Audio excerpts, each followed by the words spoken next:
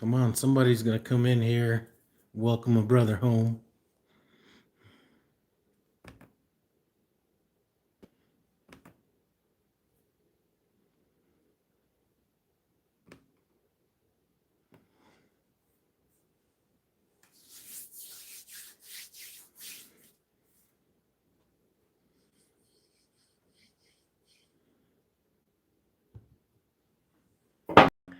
All right, I'm glad some of you guys made it in here. Just got home. You guys are gonna share my first drink with me. Let me turn this down over here. You guys are gonna share my first drink with me. Let me turn this down over here. What is up, everybody? Stayed out about 6 weeks, a little bit longer than I wanted to, but we're about to come up here and pick up a trainee here in a few weeks. We'll see how that works.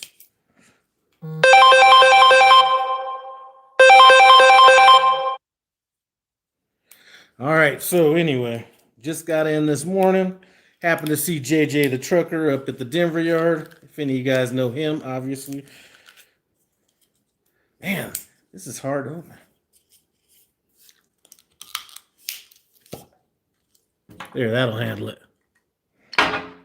It's a little bit of Leopold Brothers out of Denver, Colorado. Get you some when you're on home time.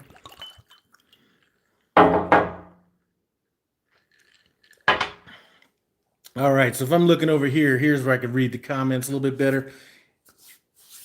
Trucker John just got off the phone with you today. Good talk as always.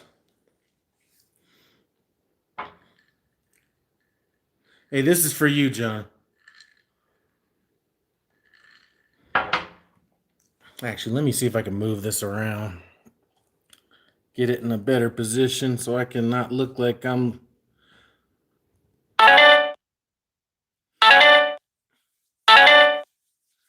All right, so the plan is 12 to 14 days at home.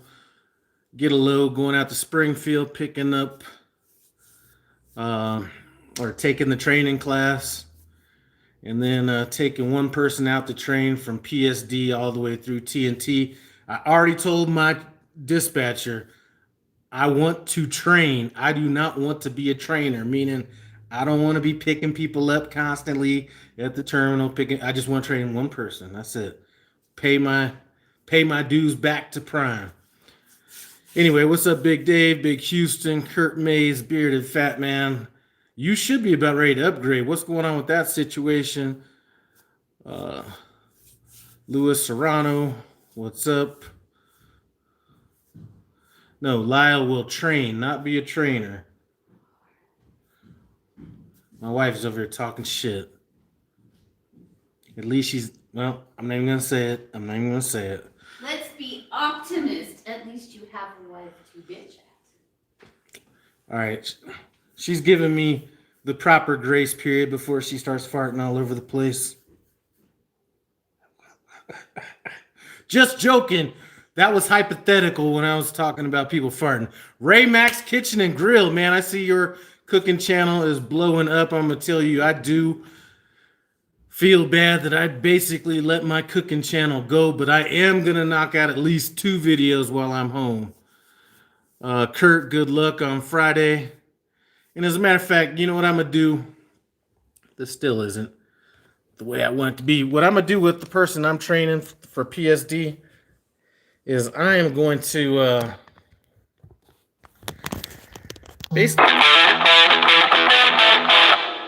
basically going to take the pressure off of them by telling them, listen, I'm going to pay you $250 whether you trifecta or not.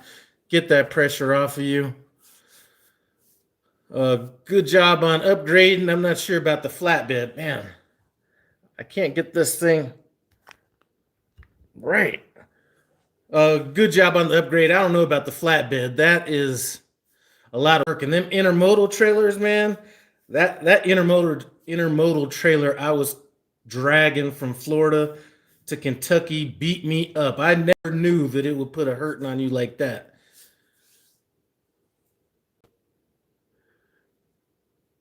Well, if you ever see my truck out there, man, just tap on it. If I'm there, I'll come out, say what's up.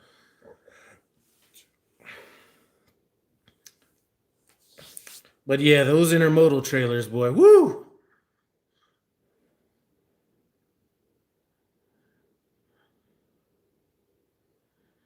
I don't know about all that.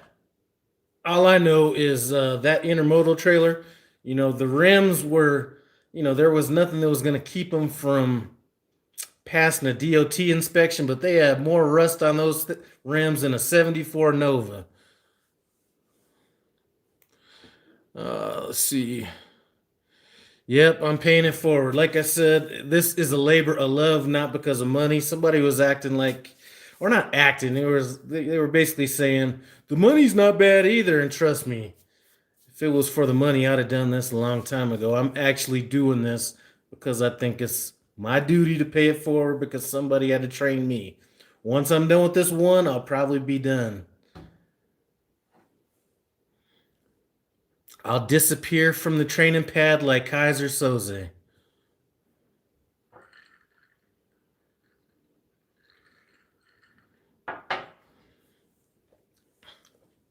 Isn't bad if you happen to see it around.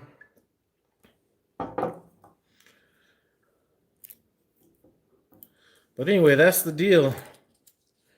I was thinking they were going to want me to take that load all the way to Salt Lake City. I was waiting for them to tell me that at the last minute. I was prepared to run to Salt Lake City and drop off that load that I took to Denver this morning. Let's see. What do I think the best way to run a team is without running? I was going to do a video on that. I don't believe in the 8-hour, weak-ass, them little weak 8.5 hour, 9-hour schedules because, you don't want your clock to run out. Listen, I'm going to run the clock out and let things work. I'm going to run. I'm not going to drive any less than 10 hours, 10.5 hours a day if I got the hours because there's usually going to be one of those days that you're going to sit at a dock or you're going to have a short day to where your hours are going to catch up with yourself. I've never believed in that whole, I'm just going to drive 8.5 hours a day. We're doing 10.5 always. And I've never had a problem with it. If I have to take a 34, then I have to take a 34. But I've really only had to really take a 34 maybe once as a team and maybe once solo. Other than that, things have kind of caught up with themselves, or I ended up getting a 34 for one reason or another, not because I was trying to take one. Let's see.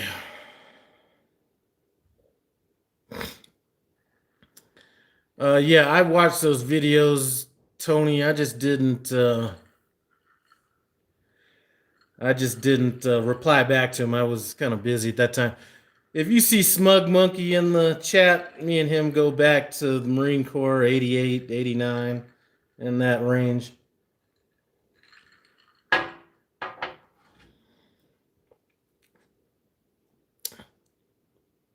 I did get back here just in time for a snowstorm, but at least I got in before it started snowing. It was a nice drive, smooth all the way in.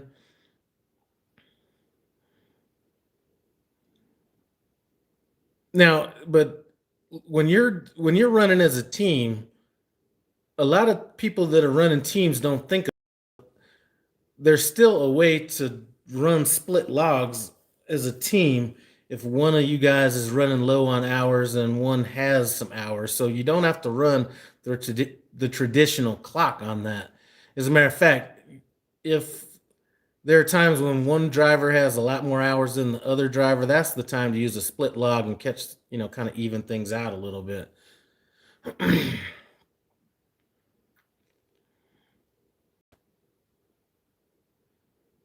These Colorado guys are the bomb. Shoot.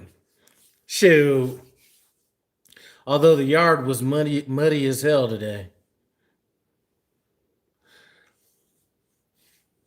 Well, I did shave a couple days ago. And then I'm going to try to do something with this situation over here. This is kind of like from wearing this mask all the time. Trying to get like pimples like a 15-year-old or something. All right.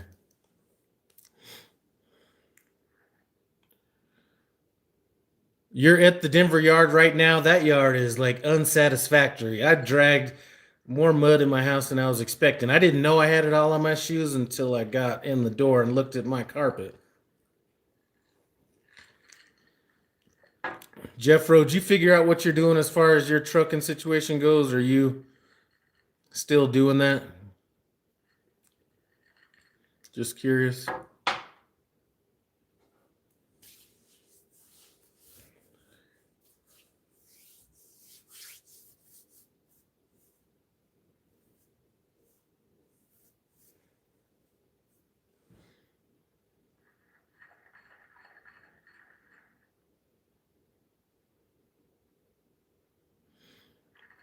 If you don't mind, Jeffro, tell us where you're headed to, just so we.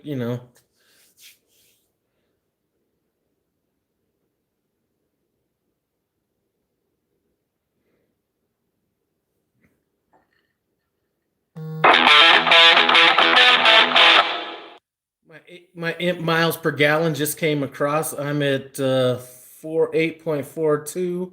Fleet average was 8.11. So I guess that driving slow is kind of working, but boy, it's embarrassing driving 61, 60, 61. If I get in a pack, that peer pressure does get on me. I do at least try to get up to 64 when I'm in a pack. All right, well, throw out some videos when you finally make it past orientation and get your truck so we all know where you're at.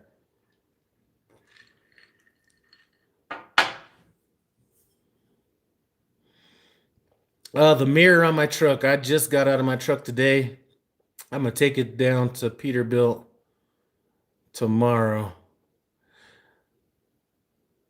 I'm not cracking Lunch Money Express.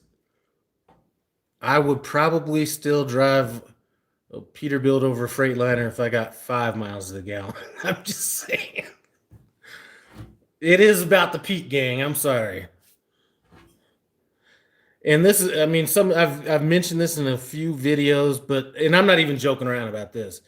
My first trainer that we didn't get along, he had a Peterbilt.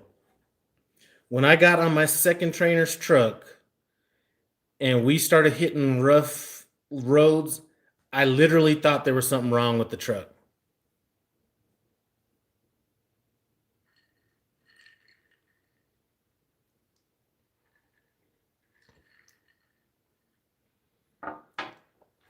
I haven't had any problems with my Pete. And there's plenty of people with Freightliner. I know at least 2 people personally that have had problems with their Freightliners, and one that I just saw on Facebook that's trying to turn his in right now. He's got so many problems. I know, man, Tony. I'm glad you got the vaccine, boy, because I thought you were a goner, man. Seriously, I thought it was a wrap for you.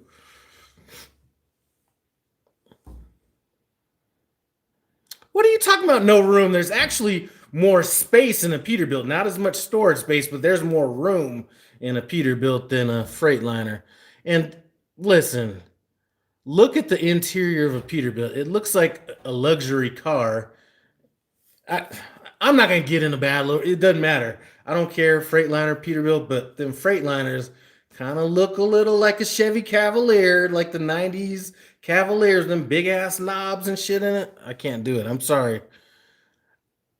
And I'm thinking about getting another truck, and I was like, man, from a business owner standpoint, having somebody else drive the truck, it might make more financial sense to get a Freightliner as opposed to a Peterbilt, but I can't do it. I just can't do it, even if I'm not driving it.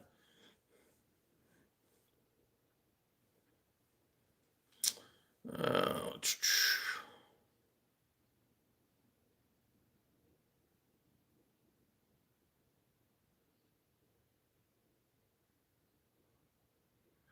Listen, I don't know anything about flatbedders. You guys do too much work for me.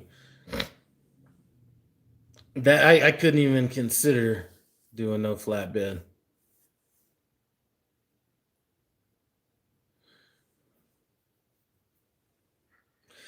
I talked to Curtis on the phone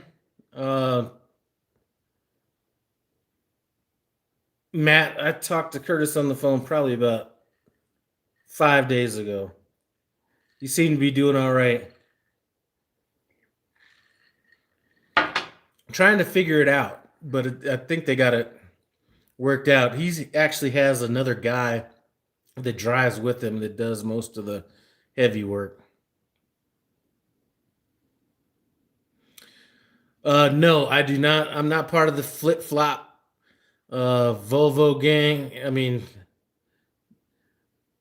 my last co-driver used to wear flip flops, and I was like embarrassed for him to be wearing those flip flops.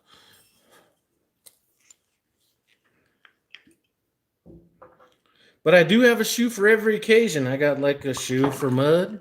I got a shoe for driving. Now that's something I'm gonna have to give up. Having a trainee on the truck, I'm not gonna be able to have like 3 different styles of shoes for different occasions and stuff like that. I'm not gonna be able to carry as much clothes and stuff on the truck as I normally have.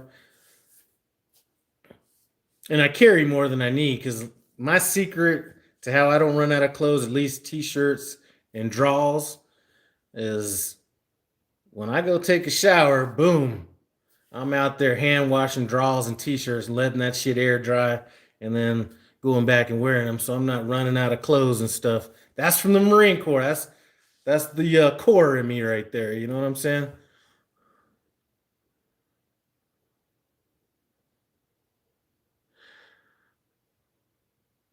No, I don't wear no Crocs anymore. Somebody got me those fucking things. They were comfortable for a while, but I can't do them anymore. A question about backing. Go ahead and ask that question. I'm sure there's plenty of people in here to answer that question. If I can't,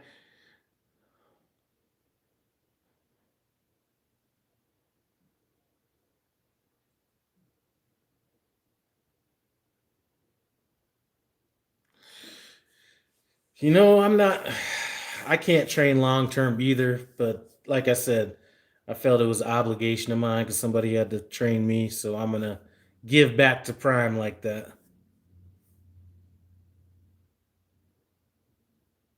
No, I actually wash the clothes in the shower. I don't wash them in the bathroom. I wash them in the shower. Shh, shh, shh. Just like I did in the Marine Corps. It worked good. When you're in the field or in boot camp, you had to wash your clothes by hand.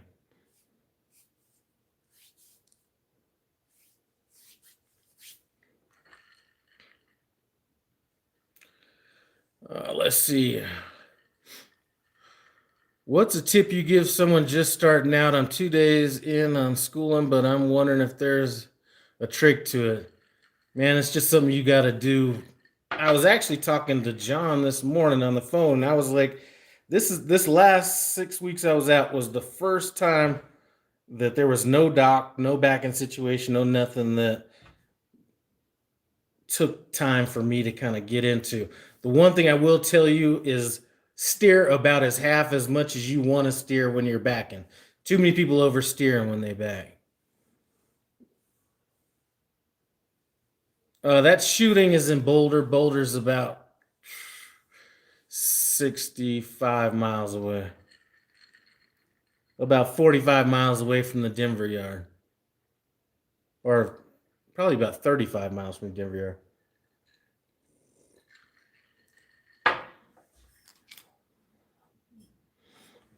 And a shooting in Boulder is very odd. That is a very laid back type of a community up there.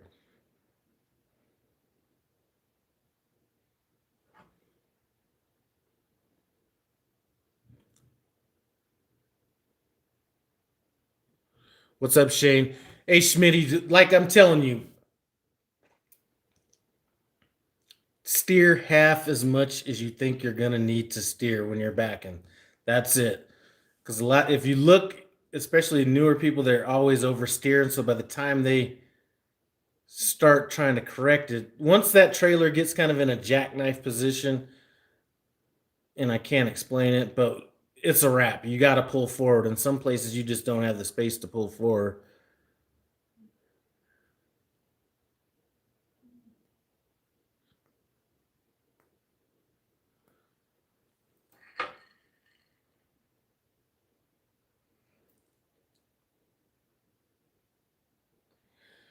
I don't know if they make trainers parallel park or not. I have to parallel park a lot though, or I do parallel park a lot.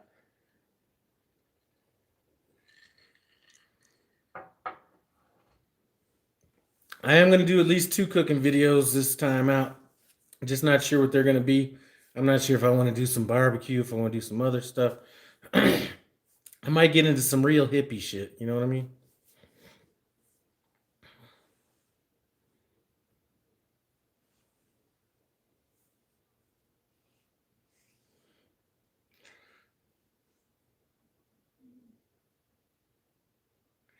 And you don't got to hit the like button and do all that stuff. I'm not really all too worried about all that stuff. As a matter of fact, I need to check the battery on this phone. Can't be on there too long because I'm not plugged in or anything. What's up? All right, trifecta in the house. Listen, I didn't trifecta, and I think I know a couple people that went to training with me that didn't try or that did trifecta, and I would say that I might have been a little bit more successful in the long run without the trifecta. This ain't a big dick swinging contest out here, but congratulations, seriously. Oh my God, I got one of the best steak videos. Man, the picture on that steak video, I might see if I can look it up and turn this camera around. That was I did a steak that you could not beat the thumbnail on this. Let me see if I can find it. It was the shit.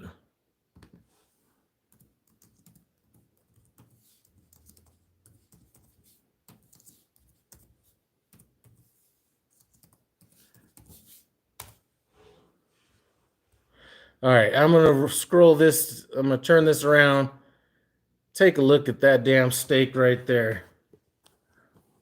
Hopefully you can see that. I can't tell if you can see it or not. That is a steak.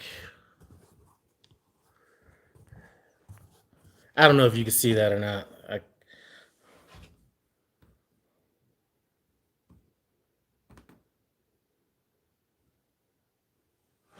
But yeah, so seriously, when I plan on training or taking this person out, I'm gonna have Prime do the whole process. It can't be like me picking somebody or anything like that, because as soon as I do something like that, they're gonna be thinking that I'm getting preferential treatment. So I'm gonna go do it I'm gonna do it the normal way, and then like I said, I'm going to take the pressure off of them as far as the trifecta goes, and just pay them. If they get the trifecta, Prime can give them the 250. If they don't get the trifecta, then I'll give them the 250, just so they're not stressed out about getting a trifecta and don't think that I'm like stressed out about, you know, them getting a trifecta or not. I'm not sure the Salt Lake. Well, I don't know. Salt Lake City, I haven't tried them. I've seen them cook steaks at the Millennium Building, and uh, when I saw them cook a steak, they were cooking it from frozen. So I'm not sure that I would be rocking the steak out there, but it's a good price on it anyway.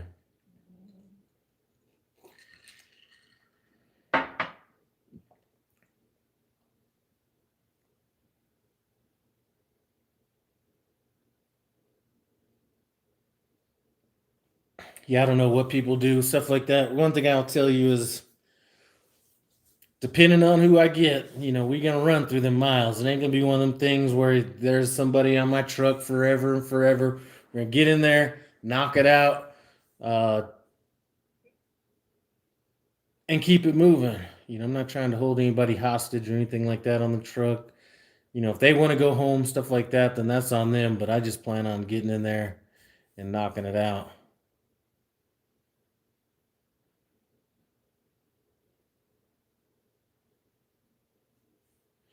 Well, it looks like my wife came up with a request, so maybe she should go out and buy all the shit for that recipe tonight, and then I can make it tomorrow. I know you shouldn't have to. Well, yeah, you shouldn't have to cook in a steak cut a steak to tell if it's done, especially if you're only cooking one steak. I could see if you had a bunch of steaks, but I don't see a lot of people out there cooking steak. Listen, I haven't had a Marine Corps haircut for a long. The last time I went and actually got my hair cut by a barber was 1996, and I stopped going because some of you guys might not understand this, but trying to go to a barber shop that cuts black hair, you could go there at 9 o'clock and not be out till 2 or 3 because everybody's fucking around telling stories. There's people walking in and out selling CDs, chicken plates, everything else. So at that point, I was just like, I don't have the time to do it. So I started getting razors or, clippers, cut my own hair. So I'll be cutting my hair later tonight or tomorrow. And yes, I like my steaks rare to medium rare. And flatbedders, woo! Listen, you talking about flatbedding. I was in North Dakota 6 weeks ago, minus 28 degrees, and a flatbedder's tarp came off, and he's out there trying to strap down that stuff in the wind in minus 28 degree weather. Hey, I'm going to keep it real. I let the pre-trip slide a day or two. And then I was like, all right, well, I got to do it. I got to check it now. And then I went out to try to do it, and I couldn't even pull the deer guard down. The deer guard was frozen onto the front of the truck. So I had to, I think it started warming up. I think it warmed up to about 0 degrees that day. So I had some rubbing alcohol in my truck and squirted that all on the deer guard and the joints and everything. And I was finally able to get it down. But I don't know how you people doing flatbed can handle that. Let's see. Yeah, them barber shops be taking too much time. And the barber, when they're cutting your hair, all it takes is somebody to break their concentration for about 10 seconds. Then they talk on for about 10 minutes with the clippers in their hand, and you're sitting here waiting around for them to finish you up or finish up whoever's in front of you.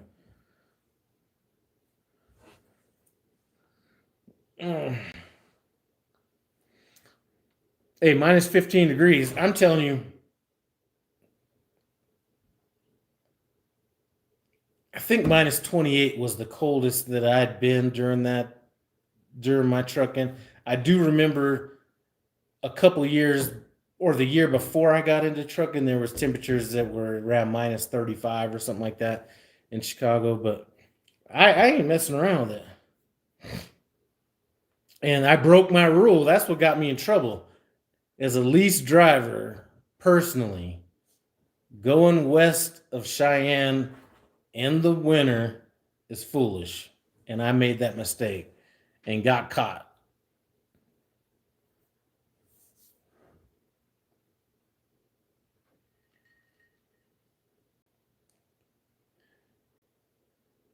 Yeah, Mike, shoot, I was actually just thinking about calling you today after I saw your red Mustang. I know you've had it a while, but I just saw it again. I was going to give you a call. But I wasn't sure, kind of what's going on. But I do miss that whole cooking community and stuff like that. I've been watching channels blowing up and stuff like that. And I really miss that side of YouTube right there. They did drop the mileage back down to 30,000 miles. That's unfortunate for a lot of the people that are training now, because there's a lot of people that are at 45,000 miles right now that still aren't going to be able to upgrade because there's so many people coming in to upgrade.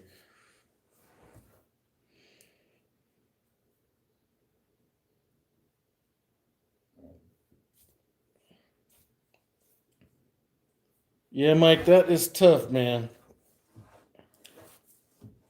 But I will be calling you here pretty soon once I get back out on the road. What's my personal vehicle? Well, I got a Dodge Ram truck that's like that Hemi orange or like that rust colored orange. And then I have a 2003 vintage BMW. Damn, what is that BMW? For damn, Andrew, do you know what that BMW is again?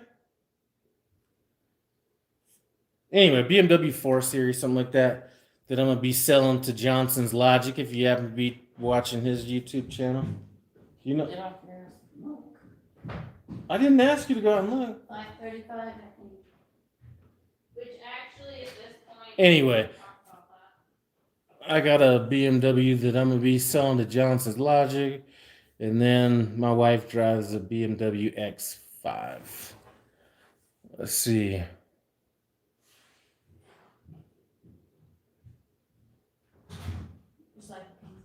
I think it's 535. It's not a 535. 530. 530? It's not a 530. It might be a 430. No, it's a 5. It is not a 4. All right. My wife says it's a 530. Or 535. I can't remember. Do we wash out on every load? Let's see. It depends. I wash out after every meat load, and then I'll blow out after every other load. But listen, somebody was talking about being a baller. Listen, these are all used cars, all paid up. You know, they're all used cars. It's not like anything new.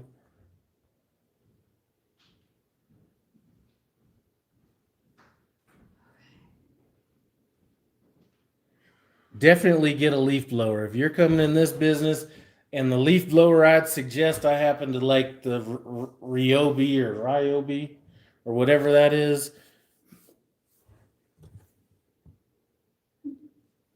But at least 100 miles per hour is what you want that to blow. 100 miles an hour minimum.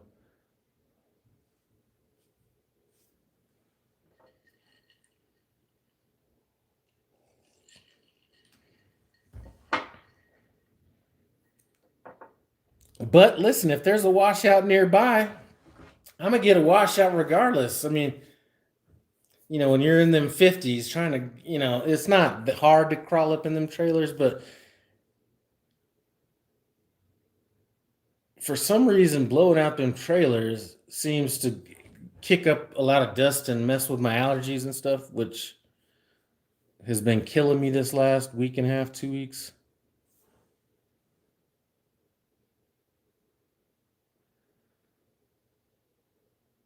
Now, you don't have to wait for washouts too much, but the problem is when you go blowout, there's a whole different issue. You know, now you got to find a place to just blow it out. Like, you just can't be blowing it out anywhere. So that's sometimes a complication right there.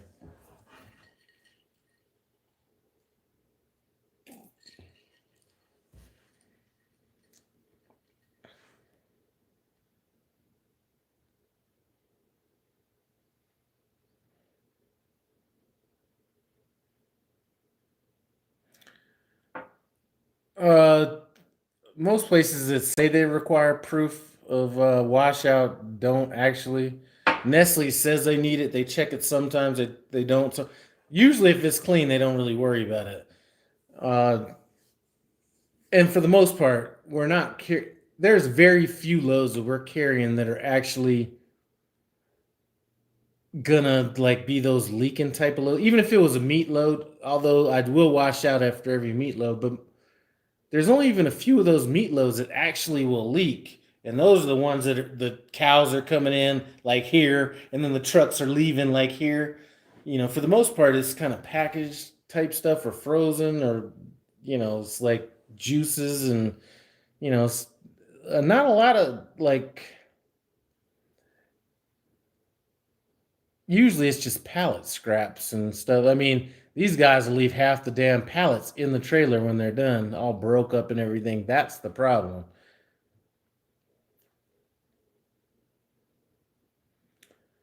I've actually kind of you know, It's easier to kind of clean up after yourself if you actually do it at the dock because you're blowing stuff back against the wall. Then you can just kind of sweep up after there. So now when they tell me I'm good to go, I'll pull up, open up a door, and blow it out right at the dock. Blow it out on the ground. It blows up against the dock, and then I'm sweeping up my shit and somebody else's shit. So that actually, see, I just started doing that the last maybe 5-6 loads that I've blown out.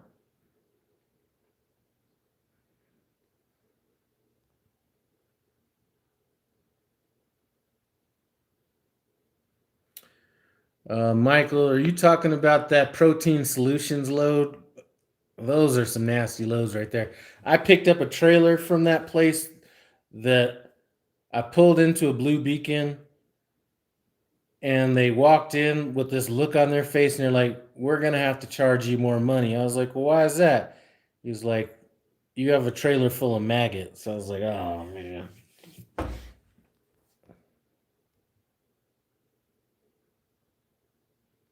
Actually, if you're talking about the chocolate powder that's sent by, there's a company called Berry Chalabit or something that sells that like powdered cocoa. That stuff smells good.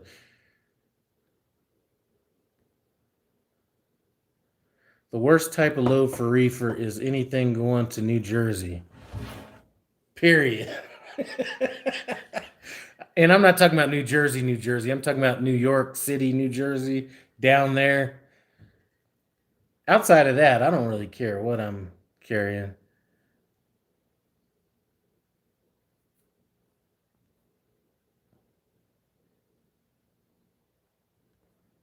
Now that's another reason I didn't want to train. New Jersey, listen, and this is how I could tell you it's a labor of love, something I'm doing to pay it forward. I hate team loads. I hate being out in California. I hate being out in New Jersey and New York and Massachusetts and Maine and Florida. All the loads the teams are doing are going, or you're in Oregon, Washington, California, Florida, Maine, New York, New Jersey. As a solo, I'm like in Indiana, Ohio, Illinois, Kentucky, Tennessee, Pennsylvania, Ohio. I'm in the DMZ, the money zone. As a team, you're doing a lot of that cheap freight going from, Georgia to California to dollar a mile. And you could turn that down, but you also have to think if you're going to be training, you cannot just be looking at the revenue. You have to be looking at your co-driver as well, trying to get them through the process. So flour loads, I will not do flour loads. As soon as I get a load going to Florida, I ensure them that I'm not taking a flour load out. Boston, can't stand Boston either.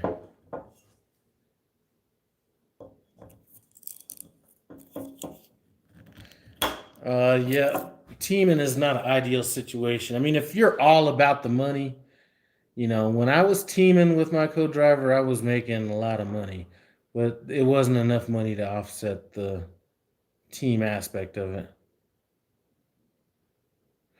What meat would produce the best burnt ends? It would be a brisket point. GPS don't like tunnels. Trust me, I know. And listen, when my GPS goes out, I'm not like Junior Honduras and all these real truck drivers and all that kind of stuff that are like, you ask them, what's the best GPS? And they're like, Atlas. Listen, if my GPS goes down, I'm gonna pull over on the side of the road, put my triangles out. I might be dumb for a while trying to figure it out.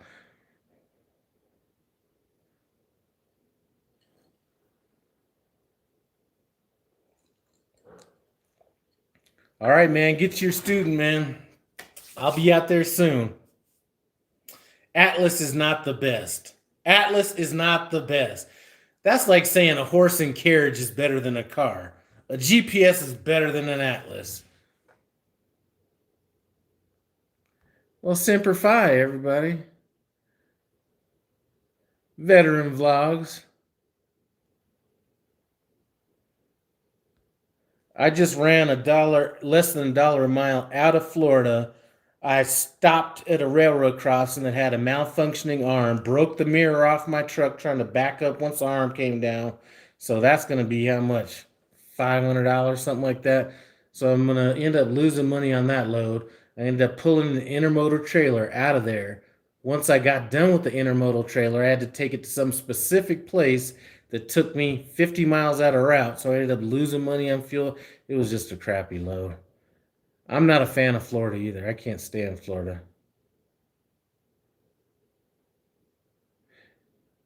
And I wouldn't take a orange juice load that far from Florida. That's too many miles and it's too cheap.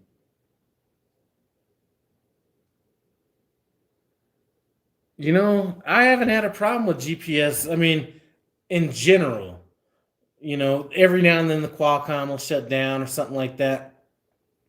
But then I have that backup GPS. The Peterbilt does have a GPS built into the dash, so that's kind of a secondary one. But an Atlas isn't always going to be 100. Like if your if you have your direction, you can't tell me that an Atlas is more safe than a GPS because you just can't. Anyway, I think it's safer driving with the GPS, but you can't tell me even if a GPS goes, or if there's construction that you don't know about and you don't have a GPS, it's going to reroute you almost automatically. Now you're sitting on the side of the road trying to figure out. I don't know. I'm 50 years old. Maybe I'm just embracing this new technology.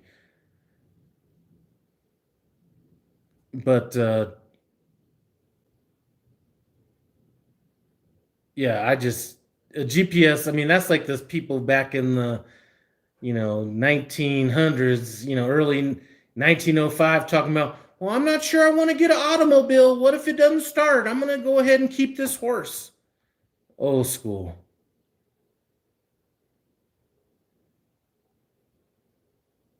You got a very thorough trainer. You know what? Very thorough.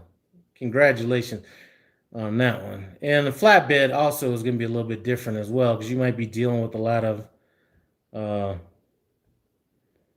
roads that may be newer and stuff like that. So maybe, but I've never had an issue. I'm just letting you know. I got an Atlas. As a matter of fact, let me pull it out right now.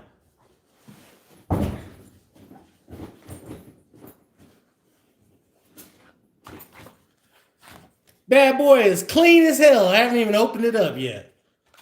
As a matter of fact, let me go ahead and open it up so you guys could. Yep, that's enough.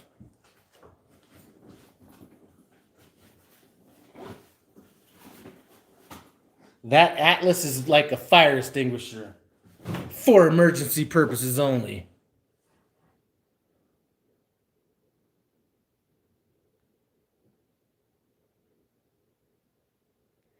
Hey, listen, I'm not one of these guys out here that's leasing with Prime.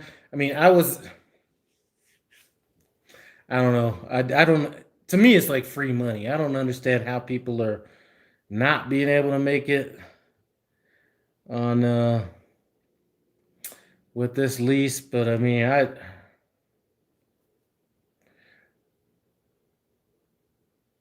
I've always seemed to take off an excessive amount of time and still be good to go. And the loads are actually paying pretty damn well. People are trying to act like Prime is,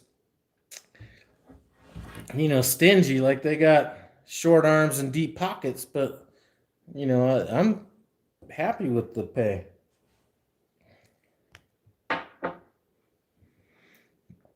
You know what, Michael?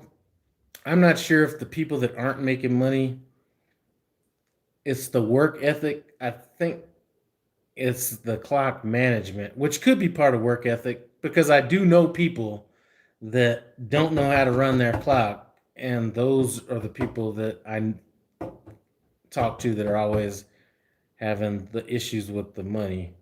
Because if you know how to run your clock, there's a bunch of different stuff you could do. I just don't understand why people don't invest the time to money management could be an issue too. I don't know why people don't take the time to learn how to run your clock, because the clock can save you in so many different situations. If you're a solar power driver, the learning how to work your clock can help you flip your schedule to days. If you're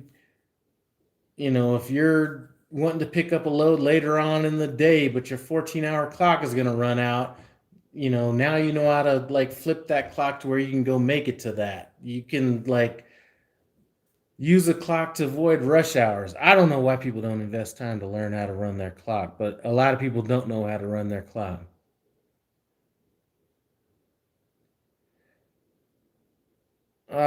Biggest pay week I think as a team driver was about 11.3, and then as a solo driver, I think my best week I think was just under 7,000, like 6,800 or something like that.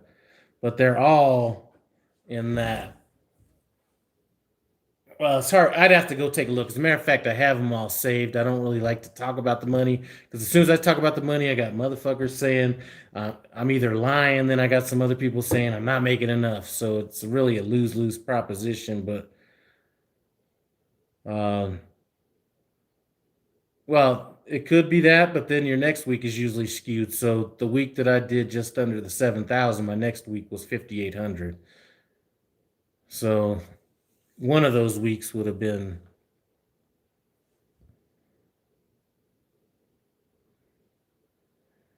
And then again, like I said, I never leased because of the money. I was planning on going company. I went lease because 4 days off a month is not enough time for me to take off being out 30 days. That was the main thing that I went lease for. And now that I'm a lease driver, it's helped me avoid areas that I don't like to drive. I feel sorry every time I see. I did. I'm able to stay where I want to stay as a lease driver for the most part. Hey, I wouldn't have a problem being a company driver. I think a lot of people I do think that there's a lot of lease drivers out there that do think it's this big dick swinging contest and they're out here trying to act like they're better than a company driver and stuff like that. That I do have problems with. And I have problems with people talking about Swift drivers as well.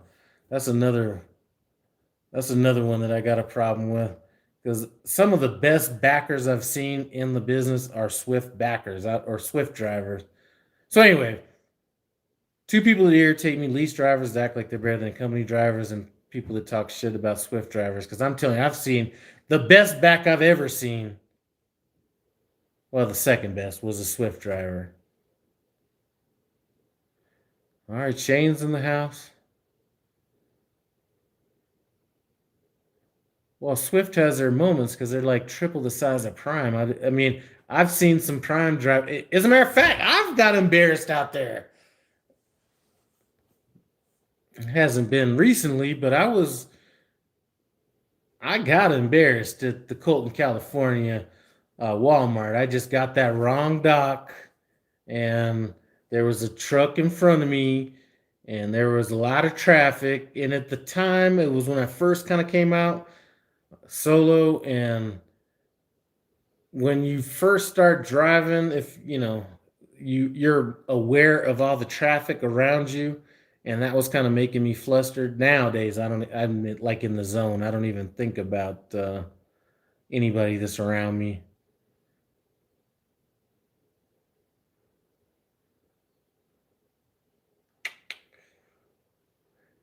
I got a small fridge in my truck, the small Peterbilt fridge. Oh no, I know you ain't talking shit, smug monkey, so everybody knows who I'm talking about.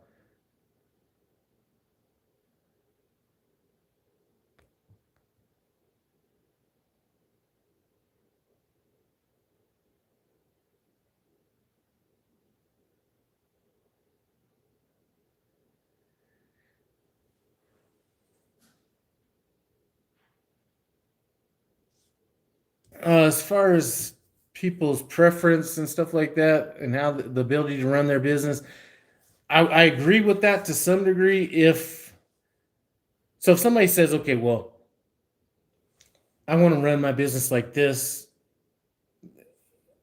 and run my hours of service like this to accommodate my lifestyle or whatever, that's one thing.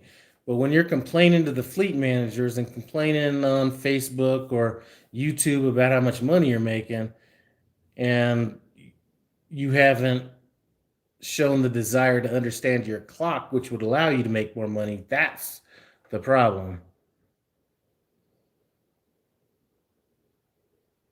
And Prime's been fucking up quite a bit this winter. I mean, I don't know how many times I've called in for the little live low calls, and you know, they're talking about, truck rollover and all this kind of stuff. We just had a wind blow over. And you know what? That could be me. It could be anybody. The only problem I have when they start talking about stuff like that is when they it's almost sort of like a threat every now and then. I kind of say, well, he's been with us for 15 years and this happened and, we had to let him go. You know what? You don't even need to say that. Anyway, need I digress.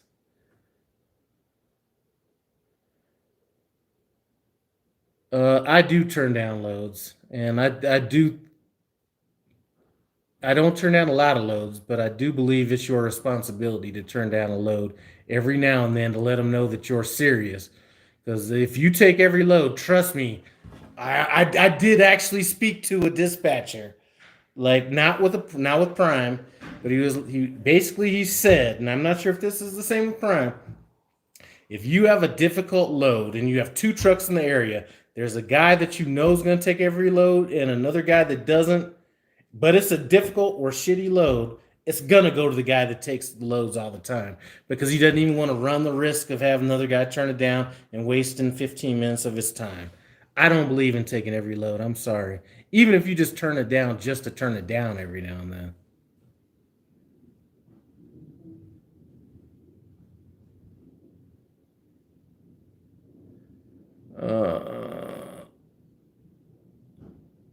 Let's see.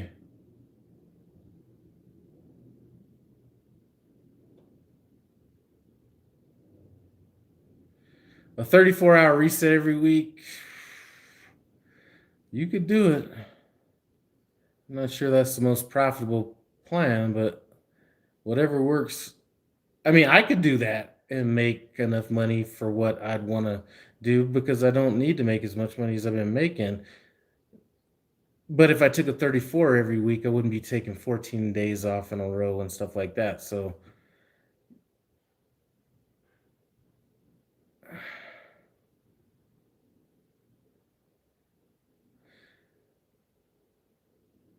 the average, a bad week as far as money goes, is I think the least I made this run I was out here was 1,700. And that was a week that I just tapped out and said, I was tired, boss.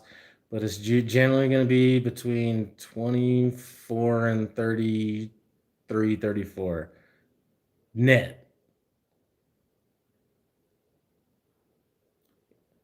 And I don't really like talking about it. So if there was somebody that really wanted to see it or something like that, then I could maybe show it to them. But like I said, it's not a big dick swinging contest.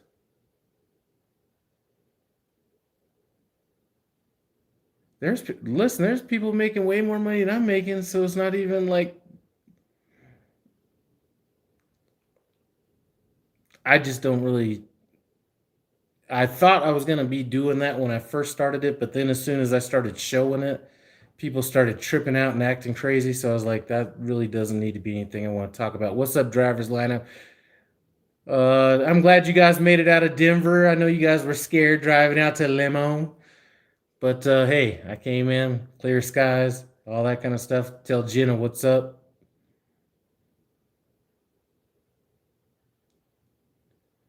Yep, I could buy a truck outside Prime too. Johnson's Logic, what's up? The difference between me doing it with Prime and without Prime is I have goals outside of Prime, and this truck doesn't show up on my credit, doesn't show up anywhere. So I'm able to buy properties, do stuff like that I want. And not that, Michael, not that you mentioned this, but there's people that are like, you should just leave, or why don't you leave? And you ain't making no money at Prime and all this kind of stuff. If I wanted to, I could go buy a Peterbilt 389. I could go get my authority. I wouldn't even have to factor loads. I'd have a maintenance account. I'd have all that shit. But like I said, it's not a big dick swinging contest.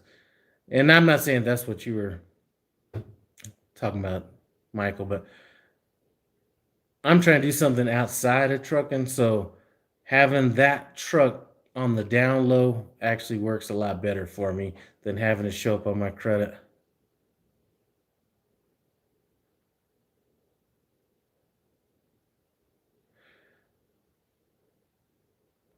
Johnson's Logic. Hey, I was just talking. Who was I talking to today that was talking about some of you guys being terminal rats, being at the terminal all the time? Johnson's Logic, you be one of them right there. Johnson's Logic, we just spoke about the BMW I was talking about selling you. So, yeah, we do need to figure that out because that's taking up room in my garage. And that's a vintage, damn near perfect outside that small little dent on the driver. So that is a ride right there. If I wasn't in Denver, I'd have sold my truck and kept that car.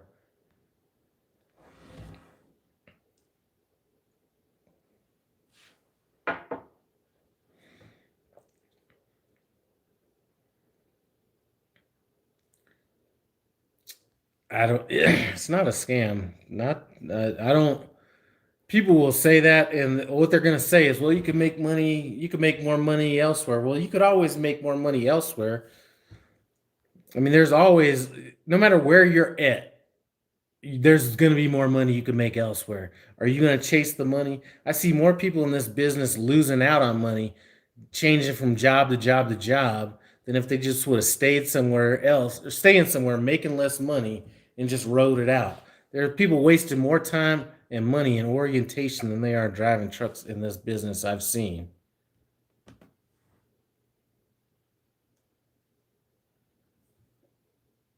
Oh yeah, I got them super singles, which, there's some loads. If I'd had duals on the either maybe on the truck or trailer, I might have been overweight.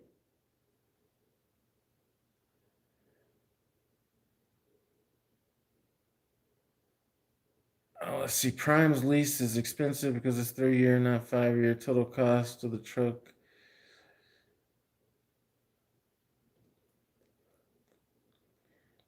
Yeah, I'm not sure what I haven't been out pricing trucks, and I would be completely honest. I mean, some of them 389s look so good that, if I was in my younger days, my more impulsive days, I would have probably left Prime just to go get a 389 Peterbilt, get the big old stacks on and everything. But I probably wouldn't have been in position to do it, so I guess that doesn't matter. Now I could do it. I could go get a Peterbilt 389, stretch frame, the whole deal, be king of the road, all that. But we're past the vanity stage in life. We're all fucked up now.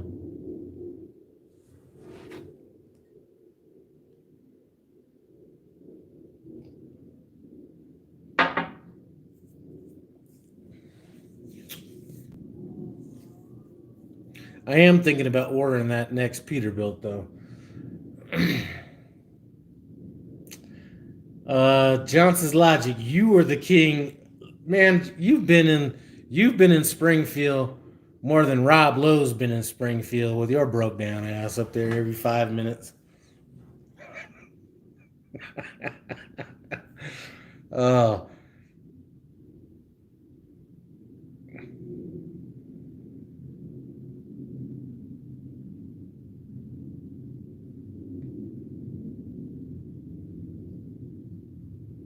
I wasn't looking over my shoulder because I was looking over my shoulder because I was thinking about those Liberace lights that you had bought. See, let's go take a look at my wife's Liberace lights. We were at Home Depot. I was going to buy some other lights, and she was like, you know what? Let's go get these Liberace lights.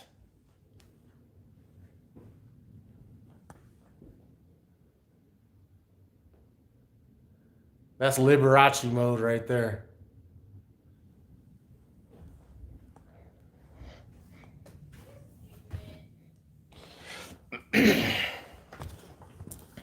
Liberace.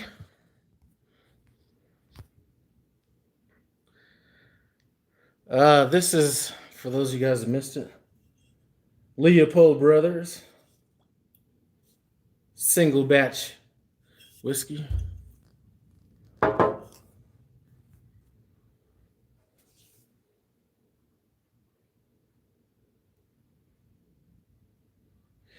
Like I said, I don't think the Peterbilt 389 is the right route to go. I'm just saying that vanity can get you, man. And the funny thing about these fuel prices going up, especially if you happen to be driving, you notice how slow some of these old school trucks are driving these days?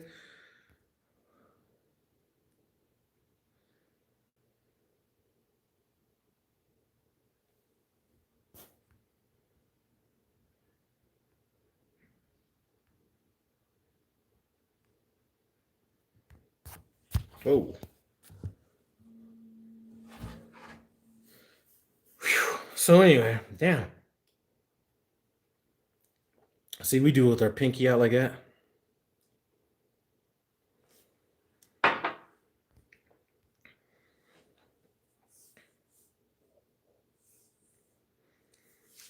Well, thanks, John Hudson's Valley. I appreciate it. That was a long 6 weeks out, bro. And I think it just seemed like it was longer than it was. I think I might change the way I do things a little bit once I'm done training this one person, but I think I might maybe stay out longer but get ran through the house a little bit more frequently. Like maybe have them run me through Denver, for a day or two and then kind of do it like that because that's 6 weeks of wear on your ass.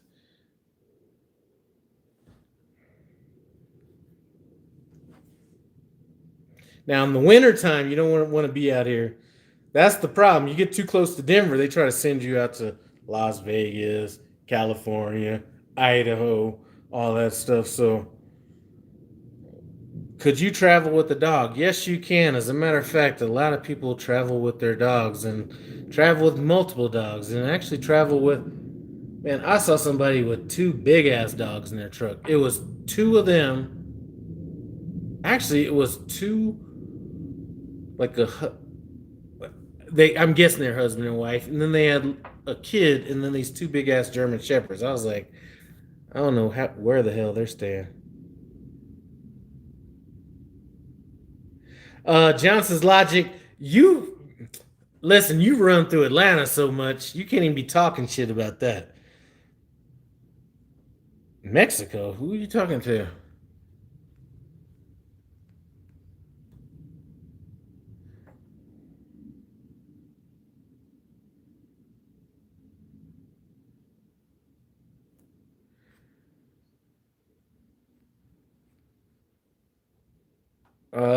Man, we welcome you into any community. It just doesn't have to be prime drivers. I talk to Swift drivers. I got a Swift driver I talk to. GP Transco, Melton. Uh, Damn, I forget the name of the company my other guy works for. He used to work for Millis. Damn it. I talk to people at a bunch of different companies.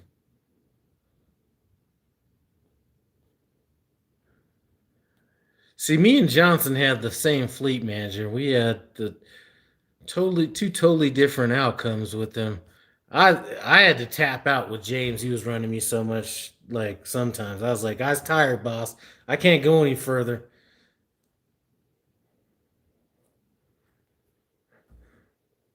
But looks like you got somebody you like working with now, so that's all good. But I'm not. I mean, I'm kind of loyal to my boy James now, to be honest with you. Even though he tried to kind of check me when I first met him, when me and my first trainer kind of, I'm gonna have to do a video on this. It's gonna be on my fleet manager review. But when things didn't work out between me and my first trainer, I called in and he's like, he almost kind of tried to check me a little bit, kind of body check me. He's like, so what happened? I was like, I think we need to meet in person. I'll be down. So I went down and talked to him, made sure that we were on the same page because he kind of had a little bit too much bass in his voice that,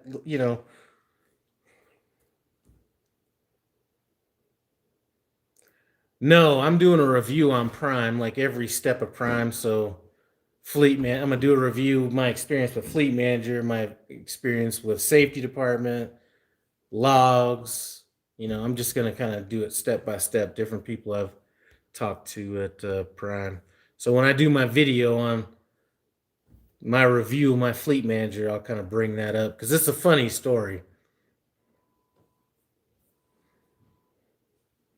He did try to check me, but every now and see, James is just good enough because you can't have somebody just run over, and James is kind of somebody that kind of stands his grounds. Because I was pissed one day. I was like, "So what you want me to do is leave this perfectly good truck stop that I got adequate parking in, and go deliver this load, and then come back and there not be any parking?" He was like, "Yep." I was like, "All right, that's all I need to know."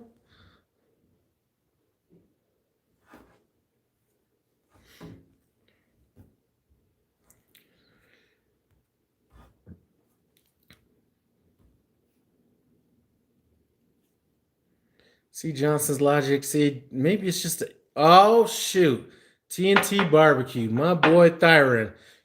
Thyron, could you please tell them? Well, no, never mind. Forget that. There's some people that think I'm joking around about the whole giving money to people thing and my advice on that. And I figured you would know as good as anybody. But I don't think the people that were thinking that I might possibly be joking around about that are still in this chat.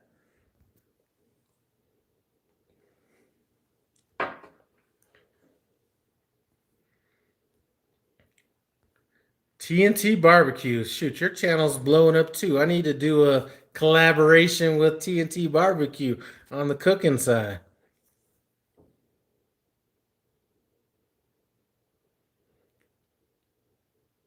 Michael, is James Wyckoff your fleet manager too?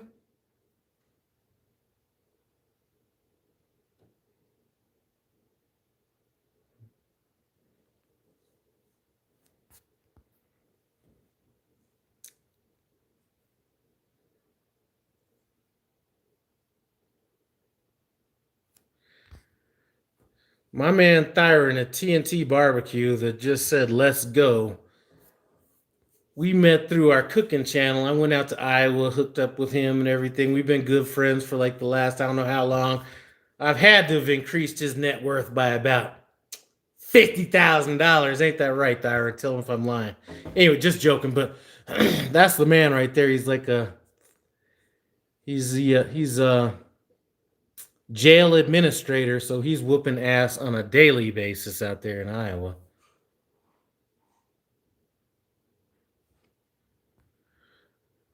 But Michael, are you with James? Okay, so you're with James Wyckoff. He was gonna put me on load choice, but I was like, man, if shit's working the way it is, I'm not sure I even want to leave what I'm doing. So I kind of declined it. I said I'll come back to it if I need it. But James is the man. I'm telling you, I couldn't be more happy. I have never seen a lot lizard at all. Not one. Other than the male lot lizard that tried to like get me in Jackson, Mississippi or wherever I was at.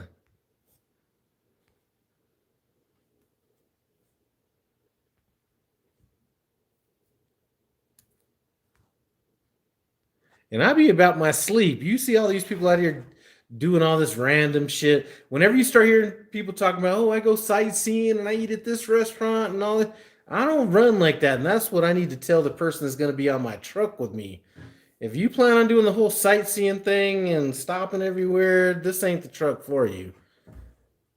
We running, you know what I'm saying? I ain't stopping to go to as a matter of fact, I ain't even stopping to go to Walmart.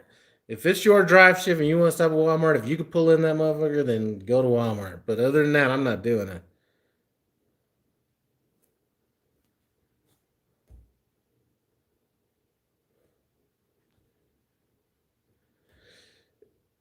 Yeah, and like I said, if things, I may end up doing it at some point. He told me I could do it whenever I want. So I did walk in and talk to James last time I was in the terminal. He happened to be there. But that's my man right there. I mean, even though he tried to check me when we first met, he's my man.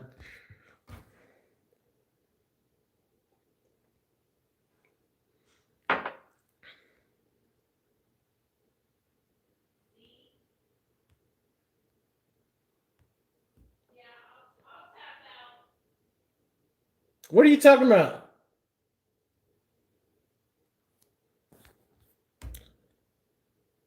And you guys are actually making my wife think that there are fucking lot lizards out there. She's over here getting in her feelings and shit, and I'm just saying it because it's real. I haven't seen a fucking lot lizard out here. And if any of you guys have, please put it in the chat, but I haven't. So I don't know what she's getting upset with me about over some shit I haven't seen, but fuck it. Doesn't matter if she's in the fucking chat or not. I haven't seen a fucking lot lizard. I haven't seen one fucking lot lizard the whole time I'm out here. If I did, I'd probably pay her and do a fucking interview. I don't know.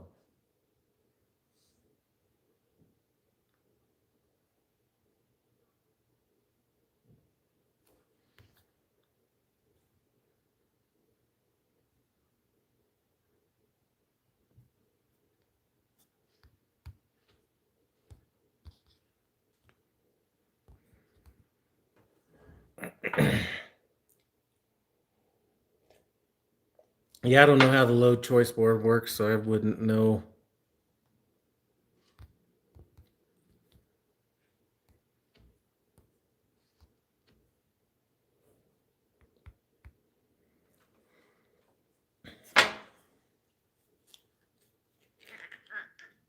Exactly. Now everybody's putting this shit in there. I don't think anybody's gonna fucking believe that shit now.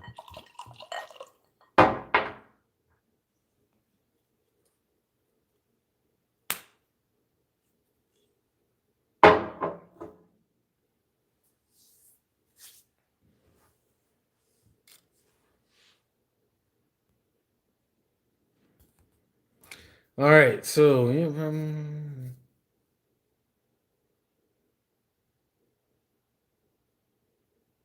I heard Kansas City is.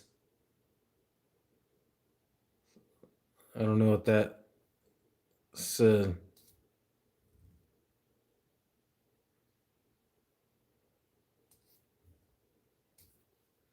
Kansas City is not a place I like driving through. I had to drive through there. What was that, last night? Not a fan of driving through Kansas City or even stopping out there.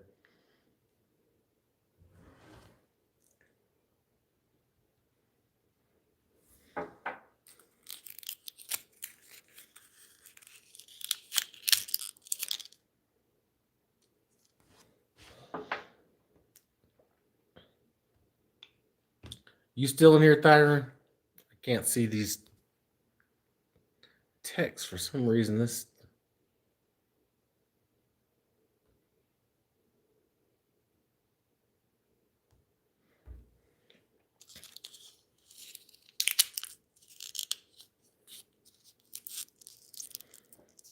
Yeah. I was gonna go through this anyway, but Thyron, would you tell them that I just keep it real? Just tell them how real I keep it. Sometimes people be thinking I'm joking around about some shit, but I'm be keeping it real.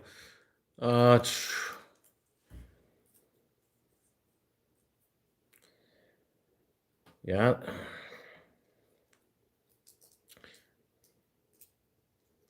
So anyway, just to reiterate what my plan is for those of you guys just came in, taking 12 to 14 days off, running out, to getting the load, headed out to Springfield, taking the training class, doing that, picking up somebody for PSD and TNT. I'm gonna let Prime do their thing.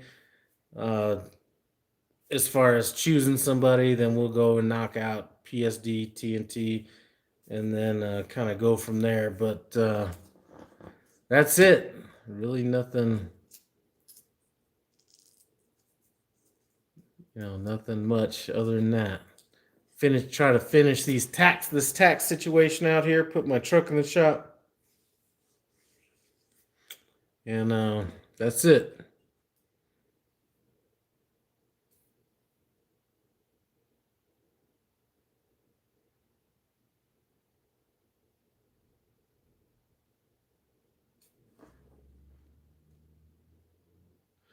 Okay, no hippie. What's up with the name? All right, so that's a good one right there. No hippie. If Smug Monkey is still in here, he might remember this.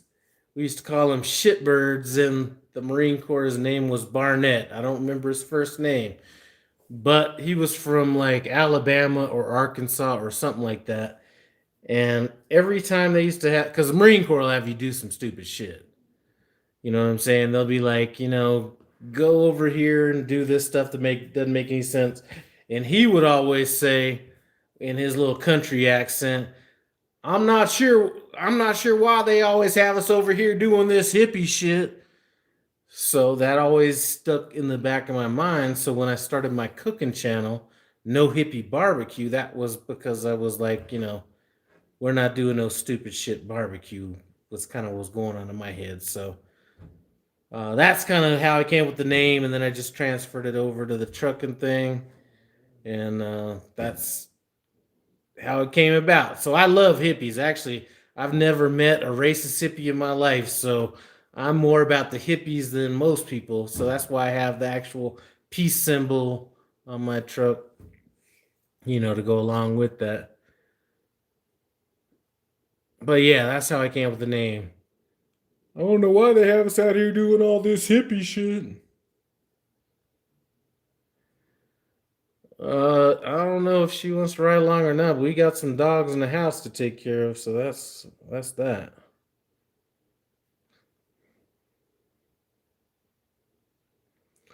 Well, I don't even think there's any real hippies now. I'm talking about the hippies like from, the hippies I'm talking about were hippies back in the days, not.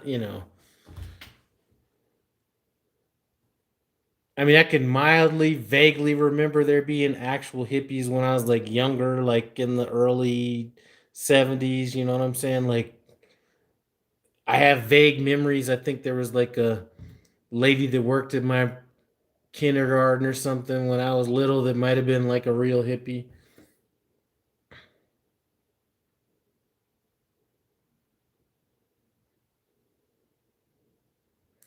Johnson's logic is always at the terminal. If you don't catch him now, you'll catch him later.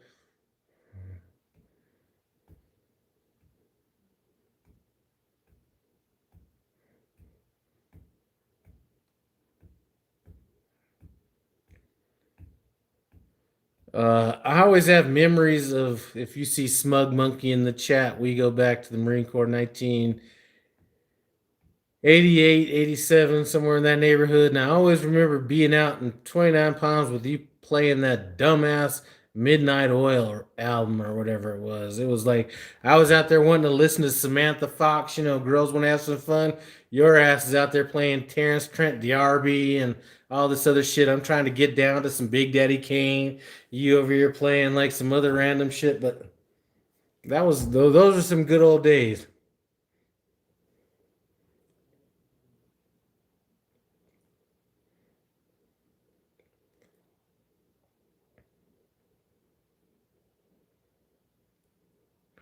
I'm telling you, back in my day, those were some good days. Shoot, listen, the people that are between, I'd say 48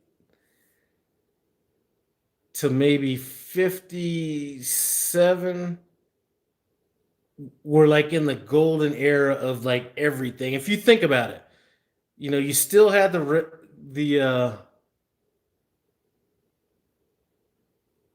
you still kind of had the remnants of classic rock and stuff when you were kind of growing up.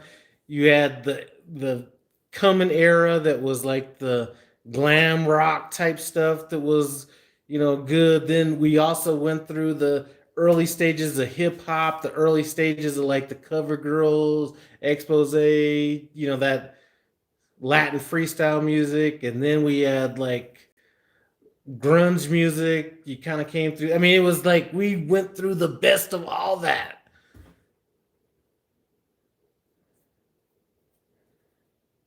We are the luckiest generation. I mean, I hate to say it. We just hit that sweet spot.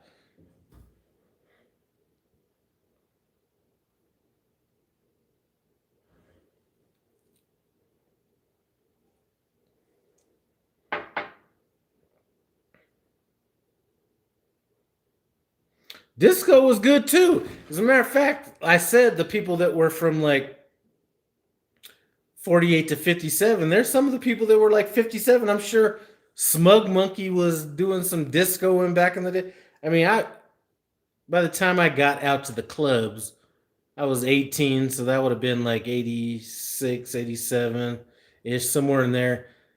Uh, But he was out probably maybe during that time, and the drinking age back then was like 18. So we'd be going to the clubs and the teacher be there. You'd be going to the club on a Wednesday, seeing your teacher at the club, and then seeing him at the school on Thursday. Those were the days. Those were the best days. I'm just telling you, those were the best days.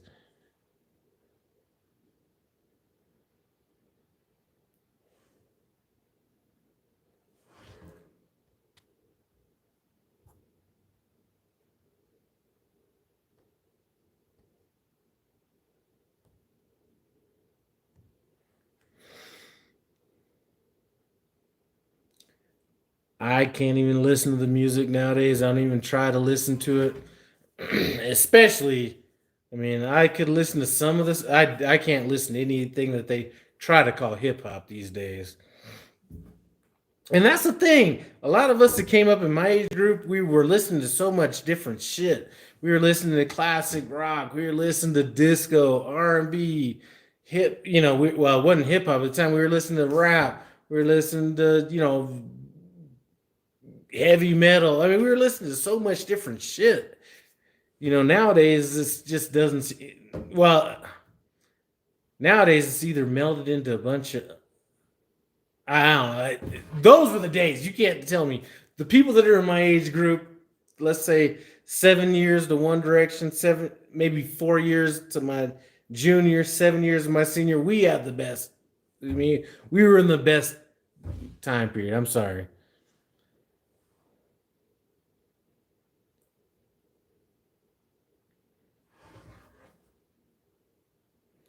And yeah, you were old, Tony.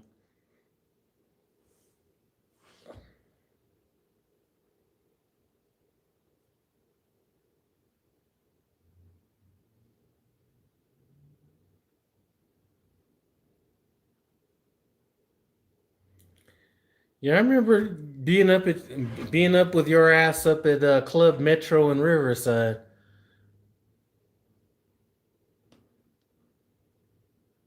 Up there drinking your Seagram 7 and 7 Ups.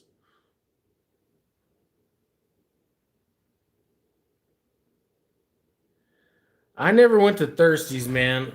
Are you from Denver, Matt? I was always at Mardi Gras back in the days. That was closer to where I lived, and then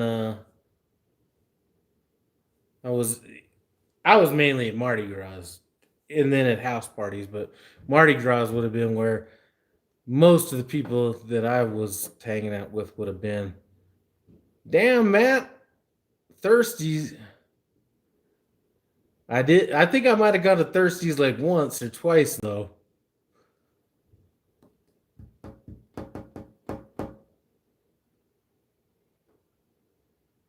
Oh, Tangeray and tonic, whatever. It was Smug Monkey is okay. So we both went in the Marines around the same time. He's like quite a bit older than me, so he was drinking like grown up drinks back then. I was drinking like whatever it took. He was like drinking, like you said, Tangeray and tonic. What 18-year-old drinking Tangeray and tonic? He was like 9 years older than us, drinking like grown up drinks and shit.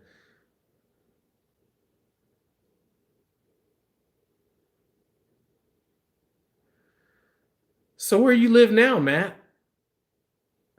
North side of town. I've been over there with some, I've been over there hanging out off of. Man, we might know the same people.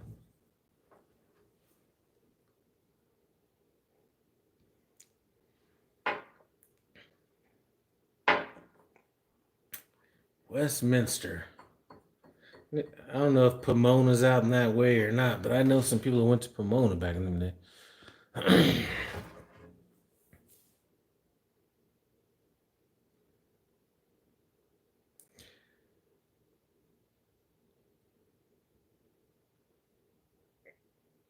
Man, those are some good old days. Man, I'm gonna tell you. I don't even want to. I'm sounding like that old guy that was talking about how good shit was back in the days, but man, you could not beat the fuck.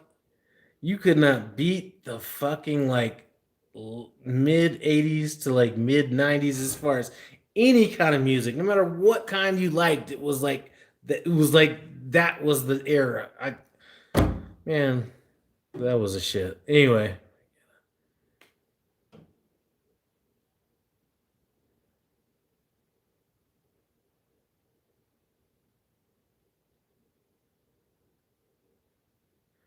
I know somebody's not talking shit about a Peterbilt, because in Peterbilts is the bomb.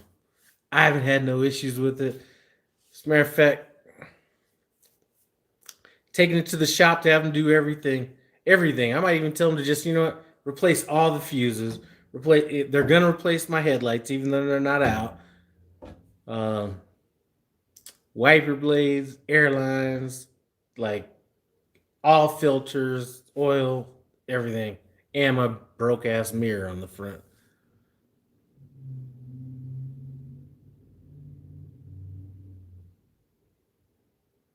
Man, those are some good old days. I know I'm old, but listen, if you didn't go through that era, and I kind of get the same feeling for the people that were like maybe 8 years older than me that were going through that whole like Studio 54 experience and all that stuff in the 56. Yeah. People that went through that like early like New York disco type stuff, they come out with a lot of stories, but as a whole, for such a long period of time, the music in those days, I mean, just think about all that music that came out, no matter what genre, grunge, classic rock, metal, hair metal, no matter what line of music you were in, if you were in between 84 and 94, it was the shit. Peter Trucker, we're up here just talking shit. I'm out here.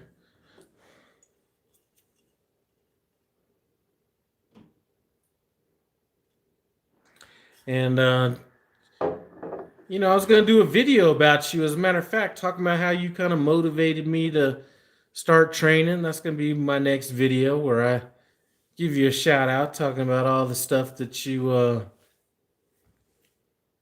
experiences with your trainee to kind of help me ease my nerves, stuff like that. So we're going to get to that. But next time you see me, I will have this peeled back just a tad. We're going to be going back to the baldness.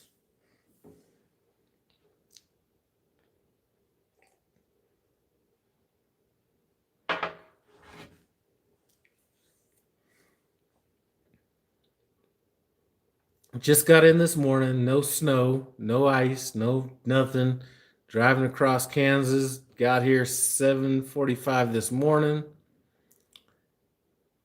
And that's it. Man, another one of my barbecue people coming in. Man, I miss that community so much. What's up, James?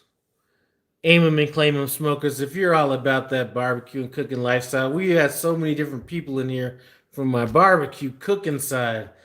Aim 'em and claim 'em smokers is a barbecue cook from Texas. He's into that competition barbecue, stuff like that, out there winning champions and championships and shit. We had TNT barbecue. He's doing the same thing out in Iowa. Then we got everyday barbecue, this doing just like regular. Man, I really miss that community. I got to get back on that for sure.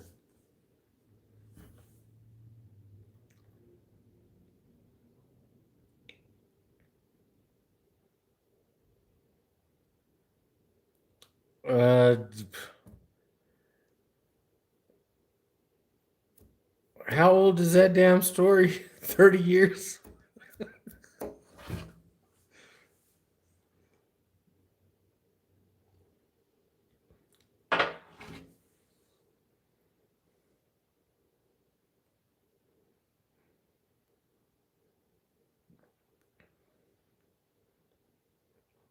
We were all a little rambunctious in our youth.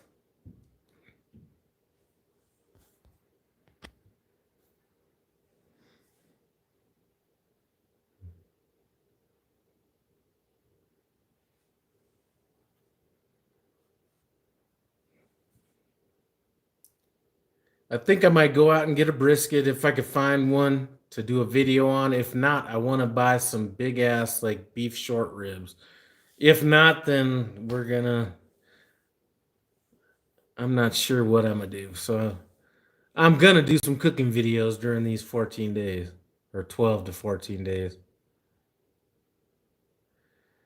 My end goal is to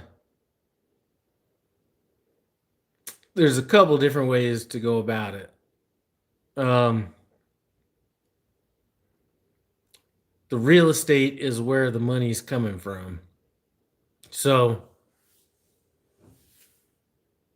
to get out of trucking, so I'm 52 years old, right? So you figure I got a good 10-year life cycle. Now, depending on how poor and everything you want to live, I mean, we could shut it down. But the goal is, see, I still got some freeloading motherfuckers living here. It's just the way it is. So, but we're either going to buy another place and rent this out, which should bring some good money, or sell this place, downsize, bank the money, then buy another, like, it's going to involve real estate. So we're to the point where it could just be a vacation property that we sit on for a while. Uh, we're kind of dabbling, you know. I have a 401k that is kind of dormant, but it's still doing what it's doing. My wife's still contributing to it. And then we have uh, a Merrill Lynch account that we just buy stuff here and there on, 500 here, 1,000 here, 2,500, whatever. But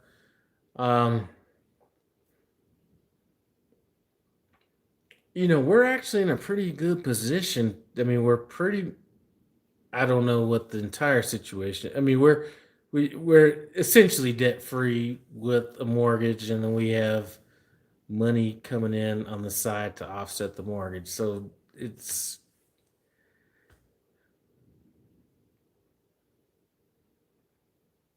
I'm trying to, how can I explain it without getting too? I'm trying to make just enough money to do what I need to do without stressing myself out.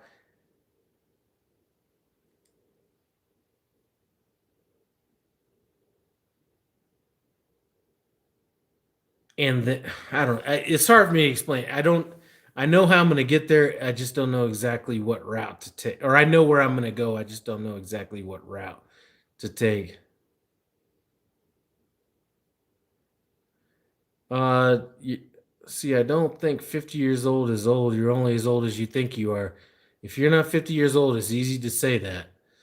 I used to say that shit too. You're only as old as you think you are, and then you get that old, and you're like, "Fuck, my hip hurts." God damn, my shoulder hurts when I woke up this morning. You know what I'm saying? But how we're gonna get there, however we go and however we get there, is by being disciplined, not wasting fucking money, not going out and buying every fucking, not going out and buying every new car, doing all this kind of shit, making sound financial decisions that put us at no risk.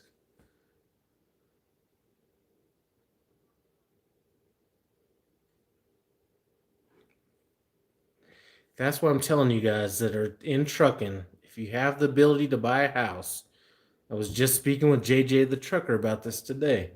Buy a house. There's more money that's being passed down from generation to generation through home ownership than anything out there. Buy a house. It's going to go up in value. It's hard to do it as a truck driver, but if you can, do it.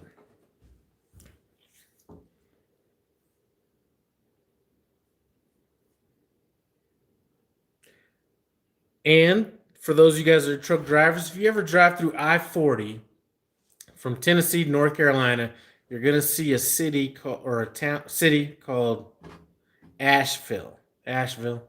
That's one of the cities I really like. Driving through there, it's got, not because I want everybody to unsubscribe, it's kind of got that little kind of hippie vibe to it and everything.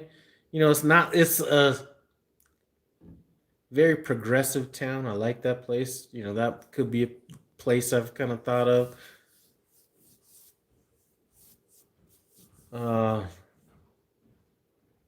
I've thought of Springfield, Missouri. Just to have a little crash pad out there. I've thought of my wife's hometown, Kansas City, outside Kansas City. But it's a place to place your money where you're not. I hate I-40 too in a truck, but in a car, it's great.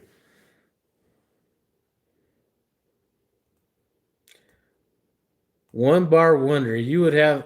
I'm glad you stopped in here. There are people that think that Freightliners never break down ever. Like it's like breakdown proof. I'm kind of worried about buying my next Peterbilt because I'm not sure what I want to do with that money. And I want to find the right person before it. Asheville, I'm telling you, Michael, I love that little town over there. It's kind of like being not that, Southerners won't tell you that North Carolina's in the South, but it's kind of like being in the South and being in the North at the same time. Okay, my Peterbilt, I might get it like I'd mentioned in videos before. I let trucking shit fund trucking shit. So I have like $7,500 in my emergency fund now. When I get like 10,000 in there, which should be,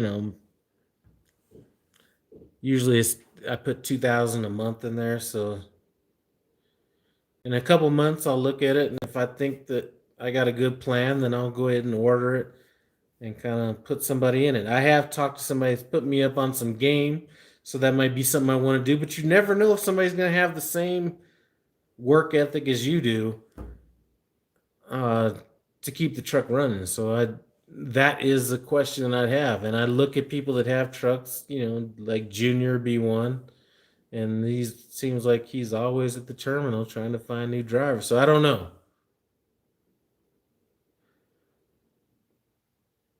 The problem with business credit is,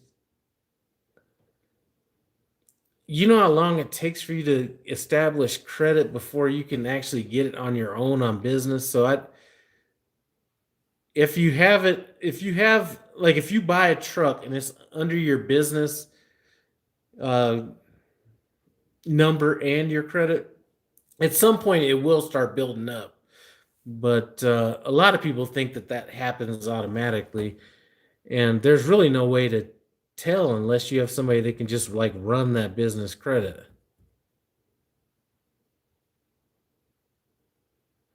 All right, goddammit. I'm tired of hearing about how good Freightliners are and all this shit. I haven't had a Peterbilt breakdown, and I've had two of them and put like 100 and some thousand miles on. But no, that's good that you've been driving for them for so long, because that actually makes me feel better about my decision to get somebody in my truck. And obviously, if you know me, it will be a very beneficial situation for all parties. But I'm not trying to be a fleet owner. I'm just trying to maybe get one more truck. Like I said, I'm very cautious about things. When you get to be my age, a lot of people are like, well, you know, you're stupid if you don't get your own authority, and you know, you're dumb if you're like at Prime. You know what? Here's what it's about. We could go out and get a Peterbilt 389. We could go out and get our own authority. We could go out and not have to factor loads. We can go out and still have expensive, or uh, emergency funds on top of all that. We could do all that. Leapfrog everybody. A lot of people are talking about all this shit. But when you're old, you get conservative. It's like how you invest in the stock market. You invest different at 25 than you do at 50. So at this point in our lives, it makes more sense to take a more conservative approach. Sure, it would be easy to go do all this other stuff. Could you make more money? Maybe, maybe not. But one thing I know is the risk will be greater. And when you're like, got gray hair like this, it's time to be conservative. It's not time to be out trying to hit a home run. And, everybody that's talking about, all these people that are talking about how good it is to be a business owner. Remember a year ago when they were all whining about rates and shit? How many people with their own authorities was up here on YouTube whining about the rates going down and whining because, don't haul cheap freight, stuff. Listen, it's just time to make low risk choices that benefit you the way it needs to. It's not time to go hit home runs and everything. Those days are gone. Those were in your 20s and 30s. If you're in your 20s and 30s, go get your authority, go do that, take a risk, and if it doesn't work out, then that's cool. I got too much to lose right now. Hey, baby. Anyway, that's no. Well, that's good on that GME. And again, that's another one that I didn't get into because I'm like more conservative about it.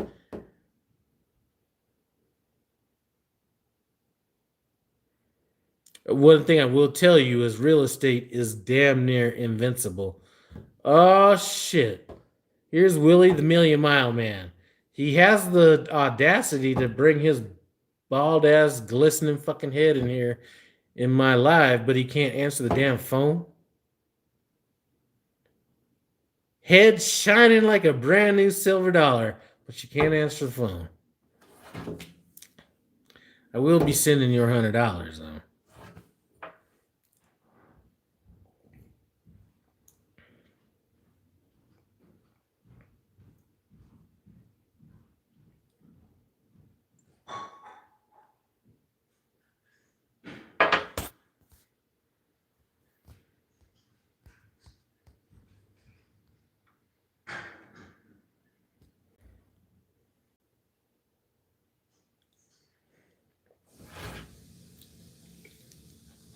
It's the least I could do, Willie.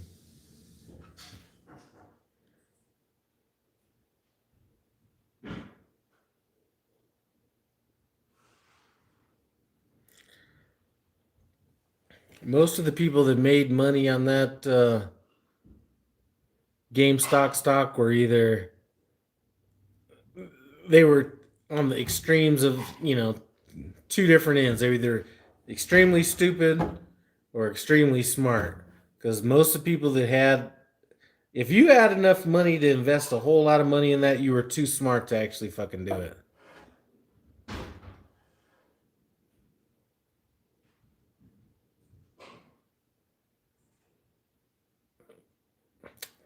All right, Gypsy. First thing we need to do with you is get your ass a fucking lease purchase at Prime before you start jumping up on that. Or, wherever you're going to be going. But you should be upgrading here pretty soon, I heard. That's good. Oh, man, I forgot all about the GoPro. As a matter of fact, I forgot all about the GoPro. I forgot I even had it. Oh, shit. Shit. I guess I'll do a GoPro video soon. I don't know.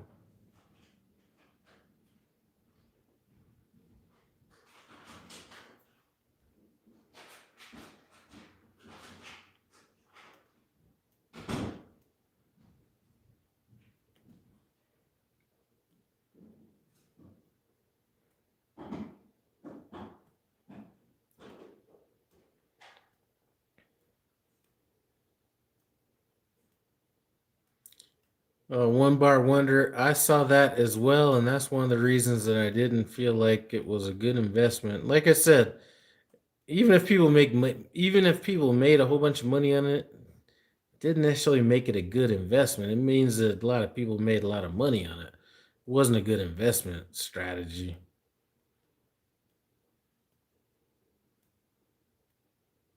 How did I run my team truck? We ran that shit hard. We weren't doing that little bullshit where people are like, I drive 3 to 3 and you drive 3 to 3. No, we just ran and ran.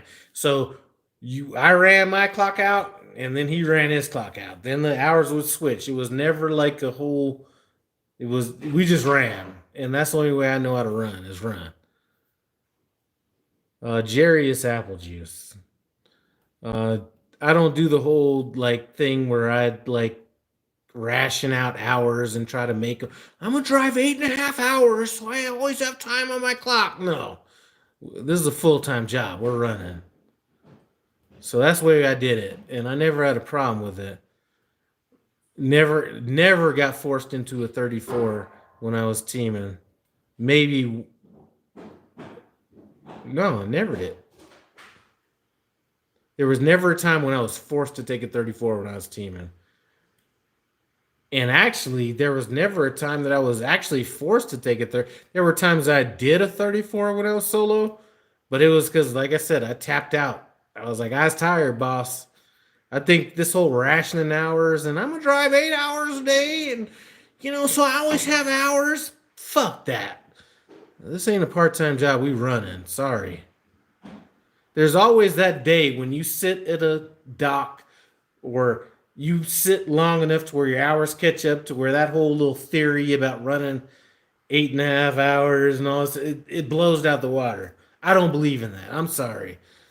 You sit enough at docks to where those hours catch up with themselves. And I do love to relax. And that's the problem with it. I love to relax so much. If you think I'm lying, talk to Willie. I try to run my clock out to where I'm forced to take a 34 and I never get there. Never get there. So I don't understand how these people are like, I'm like conserving my clock, so I always that's lazy driving to me. I'm sorry. I'm gonna drive 8.5 hours, and in 8 days I'll have the same amount of time, and no, I see some lazy. I'd drive 8.5 hours a day if I could. If I wasn't trying to run and gun, if I wasn't trying to get out there. Now, I will relax if I get a load out there, but that's when I relax. Okay, I can't get it in early. All right, well, then I'll sit the 10 hours or whatever. The hours are the hours. They're going to catch up at some point either way. So whether you're driving 8.5 hours a day to get your clock, to where, you can just keep driving, those hours are the same as if you get out early and then you sit 10 hours. It's the same fucking thing. I just see a lot of people don't want to fucking drive. They want to blame it on they're smart and shit. I'm just driving 8.5 hours. Never run out of my clock. I get it. Some lazy motherfucker.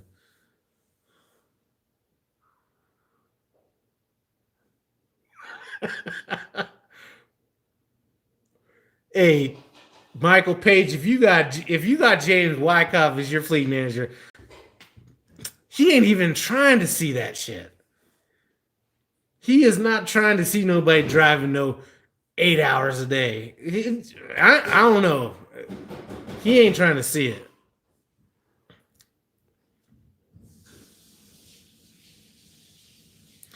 And that's right, Willie. I do like to get where I'm going and lay back if they don't take me. And that's where I catch up on all those hours that people are saying, well, if you drive 8 hours a day, then you're never going to run out of your clock. Well, if you get somewhere early and then you sit 10 hours, you caught up the same way either way. And plus, you actually enjoyed a long break. Or you got to deliver early and then worry about your hours later. But that whole, like, I'm going to drive 8.5 hours, that makes no sense to me.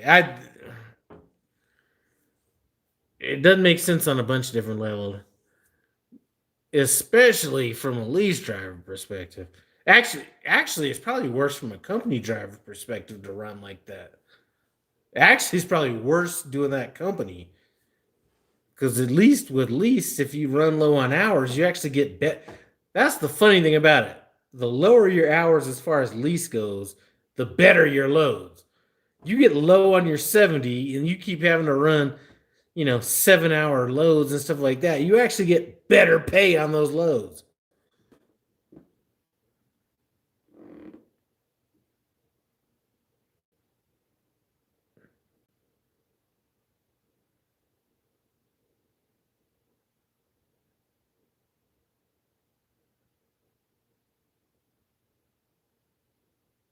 Yeah, so I'm just saying that whole well,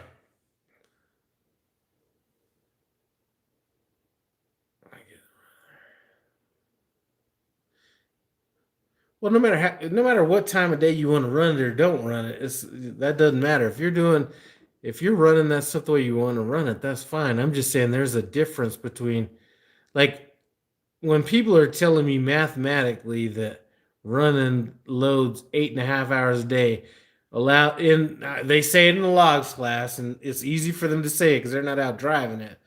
But when it's just like I'm running 8.5 hours, so I never run out of my clock, those hours catch up with themselves at some point. So it doesn't really make sense to do that.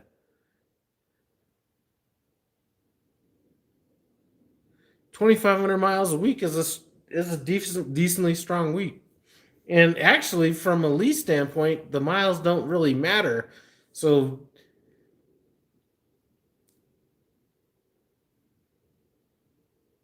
the revenue's the revenue. I don't know how Junior's, paying, as far as that goes. That's one thing I was going to start getting into talking to people about is how they pay their people. And I did speak with somebody, and I thought it was a fair equation on how to pay somebody. So I'll probably be going with that program when and if I do get into that.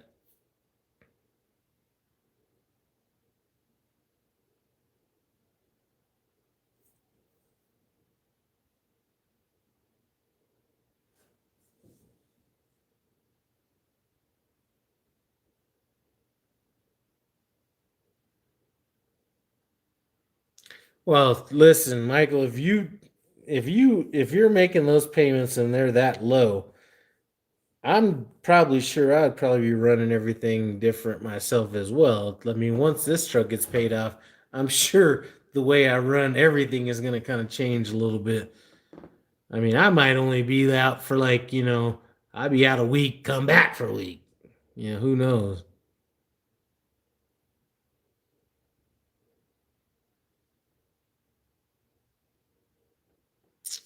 I run lows by him. He does lightweight price for condo. The person I talked to that had like 12 trucks in this fleet, he paid his guy, I think it's 47 cents a mile, but he paid a 13.75 guarantee a week. And then half on detention. So the good thing about, and I don't know how that is, but the good thing about how that works is if the truck breaks down, then the guarantee a week kind of kicks in. So there's no, you have to go through all these calculations of breakdown pay and all this kind of stuff. So if the truck breaks down, you still get the 13.75. If you make more than 13.75, then you make more than 13.75. But that kind of seemed a good way to make it just so clean to not really worry about it. So that's probably the route I'm gonna go on it. Well, let's see. I'm gonna let it.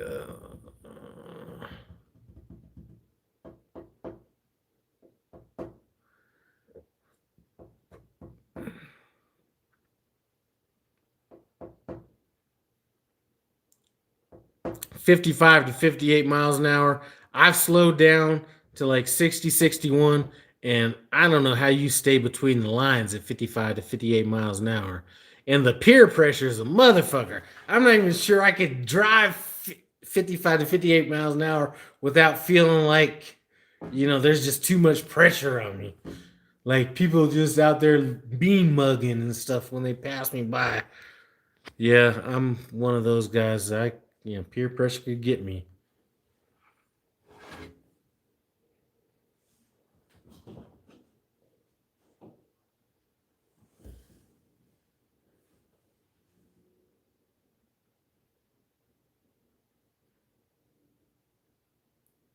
Woo! I don't know if I could do 58. I don't know. It's been hard for me to slow down. I need to wait and actually see if I see the numbers. Now, one thing I do notice is that if you're driving, the difference between 60 and 65 is 5 miles an hour difference. You don't realize that entire 5 miles an hour difference over the course of a 11-hour shift. You might notice 2 to 2.5 miles of that 5 miles an hour faster over. So it's not as big of a deal as it was, but woo, man, when them trucks are passing you up, giving you that look and talking shit on the CB, I don't know. I can't go. I can't do it. I can't drive that slow.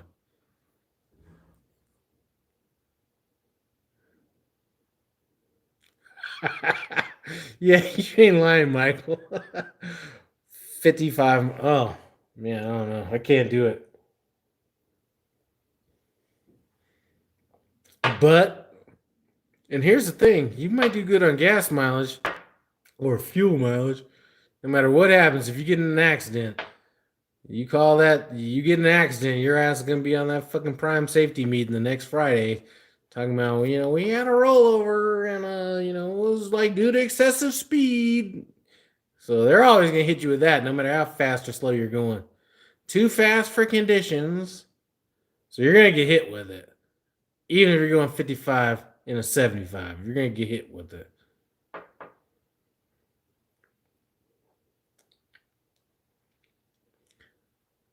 So, oh man, I think I got to get off here. My battery is running down, so I got to get off. And it was good coming on here, though. I appreciate it. Hey, you could be in the 10-mile-an-hour club all you want, but that's a lot of pressure driving that slow. You might be in the pull the fucking kingpin club if somebody sees you at the truck stop driving that slow. Uh, well, slow. I mean, like I said, I could do 50, 61 or 60, 61, but 55, 58, I can't do it. But I think my battery's about to go dead on this phone, so I'm about to get off here. Go in here and chill out, and that's about it. So